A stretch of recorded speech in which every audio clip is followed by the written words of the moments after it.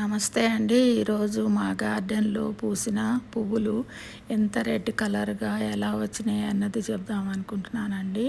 చూడండి, నేను మొన్న 2 days బ్యాక్ ఏం చేశానంటే ఈ ఫ్లవరింగ్ ప్లాంట్స్కి, ఈ మందారాలు, రోజెస్కి నేనేం చేశానంటే బియ్యం కడిగిన నీళ్ళల్లో కొంచెము ఆవపిండి వేసి ఇంగువ కూడా ఇచ్చానండి. కొంచెం చిటికెడు పసుపు వేసి ఆ లిక్విడ్ అన్నీ బాగా మంచిగా కలిపి ఆ నీళ్ళు ఒక్క గ్లాసు చొప్పున ఈ చెట్లన్నిటికీ ఇచ్చానండి. ఎక్కడైతే మందార పూలు, రెడ్ కలర్ పూలు ఏ చెట్లకైతే పూస్తాయో అన్ని చెట్లకి ఇచ్చానండి. అంతేనండి, ఒక 2 daysలో ఈ ఫ్లవర్స్ అన్నీ రెడ్గా రావటం మొదలైందండి. ఎందుకంటే కాల్షియం రిచ్ ఆవు పిండి ఇచ్చి మస్టర్డ్ కేక్ ఇచ్చేటప్పటికి ఇలా జరిగింది.